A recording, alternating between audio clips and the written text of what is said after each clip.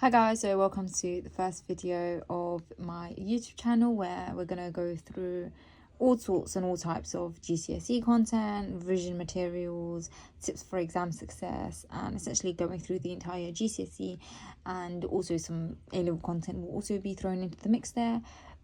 But let's get started. The first poem that I want to go through is London. Okay, now this is part of the GCSE Power and Anthology poem.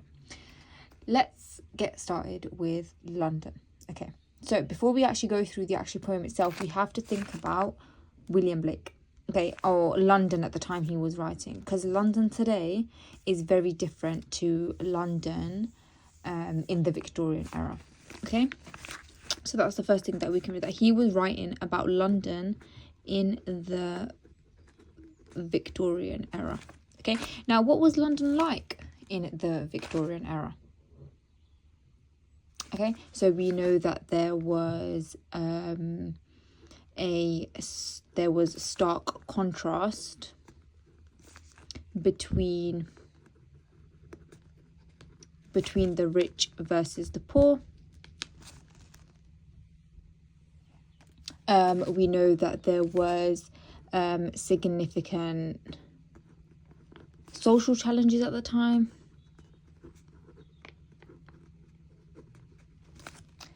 We know that there was a lot of, so this is just from our knowledge itself, okay? We also know that there was a lot of child labour and exploitation. We know that there was overcrowding, okay, and poor living conditions. Okay, we also know that there was an industrial revolution. Okay, and all of this helps with collating our context for William Blake, but also the time period that he was writing, which all counts towards our AO3 marks. Okay, we also know that there was a massive population boom.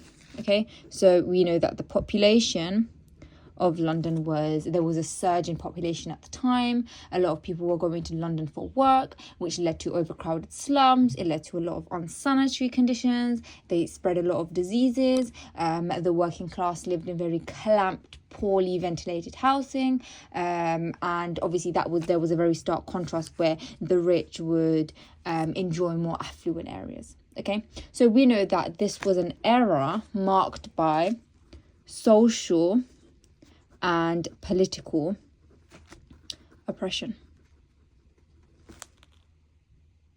Okay, and we know that who was in charge. Okay, who was in charge at the time? Who were the rich? Okay, who were the ones controlling it?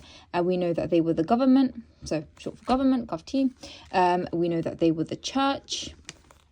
And so here in the poem it says,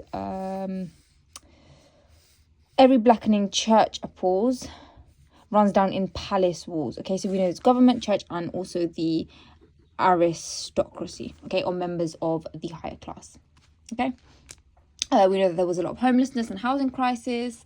We know that there was wealth inequality. We know that women's safety, there was a lot of women who weren't safe, and there was also like gender violence bias as well against them. We know that a lot of women were forced into prostitution due to economic hardships. There was institutional oppression, which was already mentioned, and the poor had no voice. Okay, so when we get into our analysis, the first thing that's important to analyze is the title in itself. Okay, so why has William Blake decided to title the poem London? Okay, so the first thing that you can have is that by naming the poem London, okay, what he does is he directly critiques. So we can say critiques, or we can say he directly confronts the city. Okay, and this city is the city that acts as the symbol of oppression. The city of London is the symbol of oppression, of suffering, and corruption. Okay, and it's essentially all the ideas that we discuss. By naming it London, what he does essentially is he spotlights the city. Okay, he puts London at the centre and he confronts all of the issues that are being faced within this city. Okay, the title itself emphasizes almost that the problems described are poverty, exploitation, social injustice, are all of the problems that exist within London. Okay, that these issues are not just sort of isolated incidents, but these issues are deeply embedded within London itself. Okay, and London is like this city of control and oppression. Okay, so it's always important to analyze London itself. Okay, so we've done some context and now we're going into our analysis. So you can always analyze London and the title of these 15 poems for you to get those extra marks. Okay, now before we actually go into the language analysis, the first thing that I sort of like to go through with my students is a little summary of what's actually happening in the poem. So who is the speaker? What is the poem about and why the poem was written? Okay.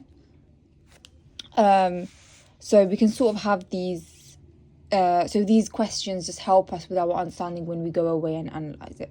Okay, so who is the speaker in London? Okay, we have to understand who is the speaker, who is the narrator narrating this poem. Okay, so the narrator, it's from the perspective of an unnamed speaker. Okay, that's the perspective. Okay, now this unnamed speaker what are they doing? Okay, they are walking through the streets of London. They are walking through the streets of London. Okay, now what are they doing when they're walking through the streets of London? They are describing, simply witnessing and recounting the injustice that they witness, the injustice that they witness. Okay, and they notice, the speaker, this unnamed speaker, notice that everyone appears troubled and upset. Okay, everyone appears troubled. Okay, now what is this poem about? This poem essentially is about walking through the streets. So what's actually happening is an unnamed speaker is walking through the streets of London and witnessing all of this injustice. So this poem is about criticizing the authorities for the destruction and damage that they cause. Okay, so it's criticizing authorities for destruction and the damage that they cause. Okay, now this inescapable suffering is highlighted to expose the social and even political injustices that William Blake once saw in the city of London. Okay, and he's criticizing all of this child labor that's happening when he mentions the chimney sweepers crying. Okay, so now that that sort of context done, we've analysed the title, we've gone through the literal meaning, what's happening, why it's happening, who the speaker was.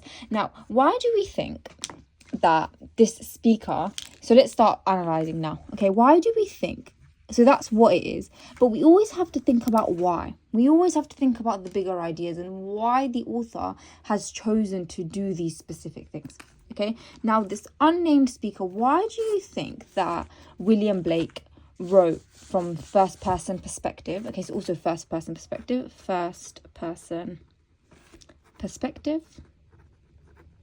Yep, it's a personal pronoun. Why do you think that he chosen a personal pronoun from the first person perspective and to have it unnamed? Okay, and essentially it's to have this universal perspective. Okay, to have this universal understanding that it's every man in London who sees himself as I, can easily wander through the streets and witness exactly the same suffering and injustice that happens throughout this city. Okay? It's almost as if the speaker is taking every reader on a physical journey through the streets of London. Okay? Now, we can go into the language itself within there. Okay?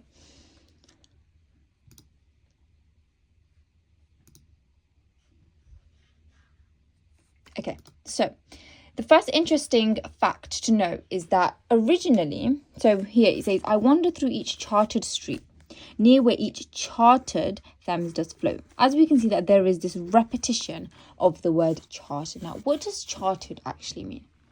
So, Blake actually used the word dirty to describe the streets of London, okay? But he then changed it to chartered. And chartering was this 18th century process of corporate ownership, okay, where public land turned into private land. So land that was commonly owned by the public then became owned by the government, the church, and the aristocracy. It got transferred into these private hands. Okay, so this word chartered suggests control and order. Okay. Now it's saying that the streets are chartered, so that the streets have been controlled. Near where the chartered Thames does flow, not only are the streets tightly controlled and there's order in the streets, but there's also Thames. There's also chartered Thames. Now the River Thames is referring to the River Thames is referring to natural imagery. Okay, so there's also natural imagery used there. Now, what it's saying is not only the streets, which are man-made, okay, the streets are man-made, have been charted and controlled, but also the River Thames, which is a natural phenomenon in the world, that's also been charted, that's also been controlled. That's also something that's been controlled and ordered, okay? And mark in every face I meet, marks of weakness, marks of woe. Okay, just something little to mention here as well is this is quite ironic, okay, because it's sort of forcing human control and power onto something that's natural, onto something that's unstoppable. It flows naturally, it's created by God. Okay, the next thing then, and mark in every face I meet, marks of weakness, marks of woe. Again, we've got another repetition of this word marks. Okay, and it sort of focuses on the people that are suffering. It's left physical marks on their face, but not only has it left physical marks, it's also left psychological marks or internal and mental marks on themselves. Okay, so that's an alternative interpretation that you can have. Okay, this is also imagery. Okay, so I have done that as imagery.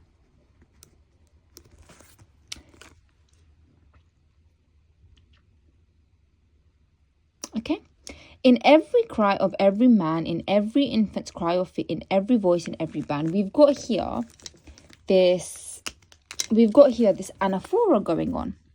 In every. Okay, so when there is a repetition at the start of each sentence more than 2 times, so here we've got 3, that means it is something called an anaphora. Okay, so it's when something is repeated more than 2 times. And here it's been repeated 3 times. Now, that anaphora, the repetition makes it feel that the suffering is very overwhelming. Okay? In every cry of every man, in every infant's cry of feet, in every voice, in every band. Okay, it's almost as if these people have been silenced. Okay, and their crying is uncontrollable and unstoppable. There's this loads of imagery that's here. Okay, it's also emotive language that's being used. The mind-forged manacles I hear is a very interesting one. Okay, this is a really important quote to pick out. I'm just going to go back a little bit and also go through a little bit more about marks of weakness, marks of woe.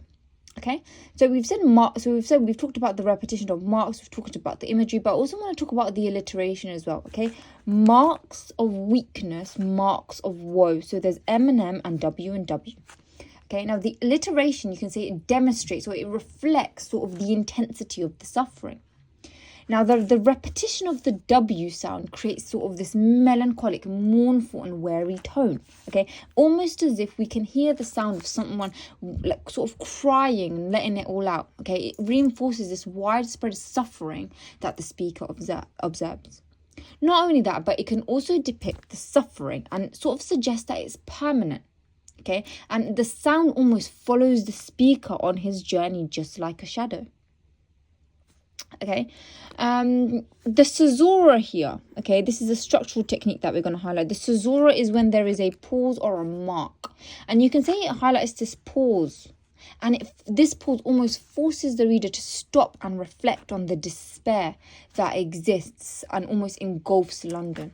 Okay, William Blake is making the authorities stop and think. It creates a sense of finality, as if there is no hope for the future and the people are all left suffering. Okay? This idea of mark suggests this inevitable stain, almost shaping their future and how it's going to be this inescapable, endless cycle. Okay? How the chimney sweepers cry, every blackening church appalls, and the hapless soldiers sigh, runs in blood down Punis wall. Here, what is happening is essentially talking about the causes of suffering. Okay, and who's to blame? Here it's blaming the palace, it's blaming the church. Okay, it's saying that the palace runs in blood down palace walls. Okay, and it's referring to the French Revolution.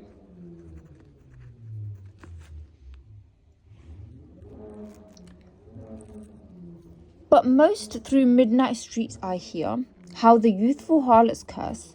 Okay, the youthful harlot is a prostitute. Now, remember at the start we talked about all of these ideas of child labour, which is mentioned in the poem, exploitation, which is mentioned here in the poem. Blast the newborn infant's tear. It's talking about here, the focus of this stanza returns to the suffering. Not just the suffering, as we see here, but the consequences. The consequences of the government sort of perpetuating issues instead of fixing them. Okay, now one important thing that we must highlight in this poem is that William Blake uses and this is a structure. Okay, is that William Blake uses a cyclical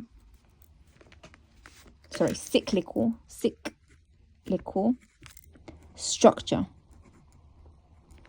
Okay, now that's when the poem starts and ends in exactly the same way.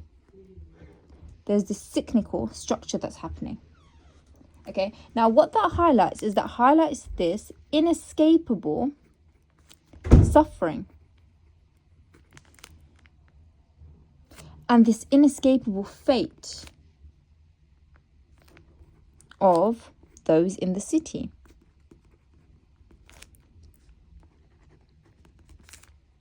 Okay. So that's a structural technique. Now, if we go back to here, blast the newborn infant's tear, because what happens is these prostitutes get used for exploitation.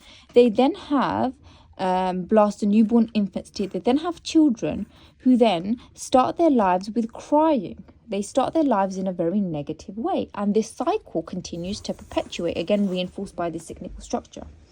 And blights with plagues the marriage hearse. Okay, now marriage. Now a hearse is the coffin linked to death. Okay, now this is an oxymoron. Okay, an oxymoron is when there's two words together that contradict each other. The happy sort of image of marriage is being contrasted with hearse, which is something linked to death. Now that highlights that marriage or life, essentially for these young people, ends in death. It's a vehicle. A hearse is this almost this coffin. It's a vehicle rather, okay, for carrying the coffin at a funeral. And there's all of these negative connotations to do with illness, this devastating illness, okay, this vivid and disturbing imagery in the poem that exists all throughout. Now, just the last thing that I want to mention as well is that this poem has an so street meet, so the rhyme scheme, street meet a flow woe b, okay, man ban a, fear here b, cry sigh a, applause walls b, here tear a, curse hearse b. Okay, this has an A-B rhyme scheme. Okay, and there's 4 quatrains, meaning that there's 4 stanzas with 4 lines each. Okay, 4 quatrains. Now, what can we say about this analysis? So this repetitive structure of 4 lines with 4 stanzas, okay, it reflects this relentless, repetitive, overwhelming and overflowing suffering that exists in the city. Okay, now the most important thing that I want us to get to is the bigger meaning, the why. Now the why is, as we mentioned again, to critique and to expose the suffering that all happened within London. He puts London in the spotlight. Okay, any questions, please leave them below in the comments and I will be happy to answer them. And I hope that this video was helpful. Thank you. See you in the next one.